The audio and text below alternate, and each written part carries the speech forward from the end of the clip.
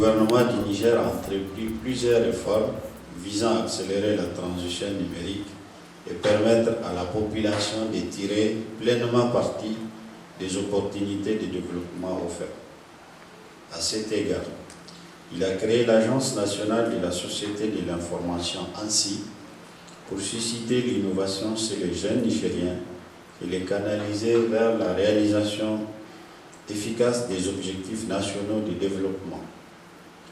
Ensuite, dans un contexte économique basé sur des technologies ou des services de plus en plus numérisés et digitalisés, il est primordial d'assurer la mise à jour de notre cadre juridique et réglementaire afin de l'adapter aux évolutions constantes de l'économie numérique.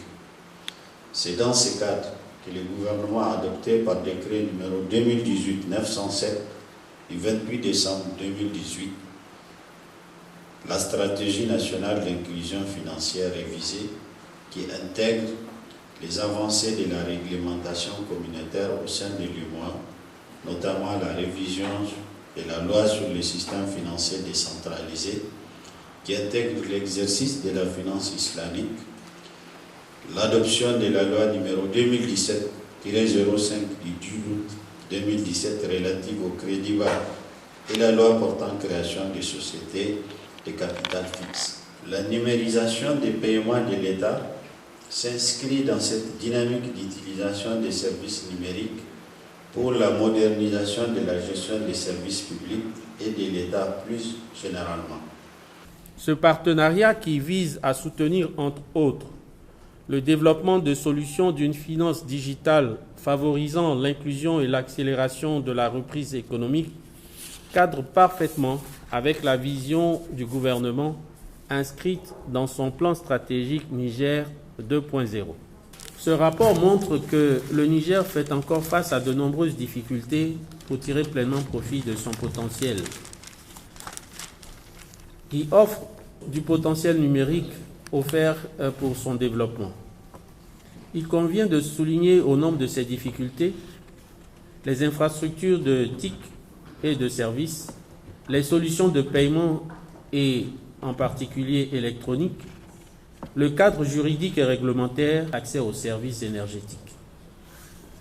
Permettez-moi de souligner ici que la vision catalytique du développement de la digitalisation est partagée par le PNUD qui, dans son offre 2.0 intitulée « Au-delà du relèvement à l'horizon 2030 », vise à aider les décideurs à lever ce genre de contraintes susmentionnées.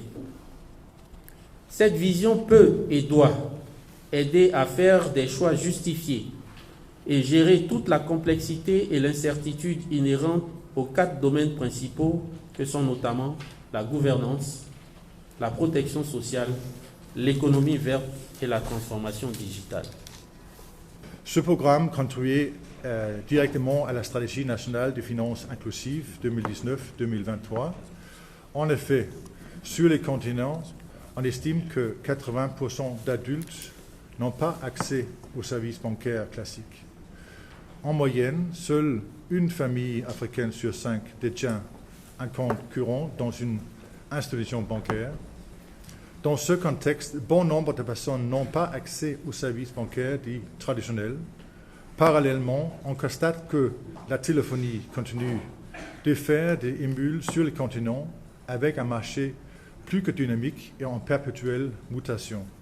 Au Niger, ce projet ambitionne que la finance digitale prenne un véritable boom, où la majorité des services financiers proposés reste encore difficile d'accès en termes de coûts, compréhension, besoins, disponibilité et conditions.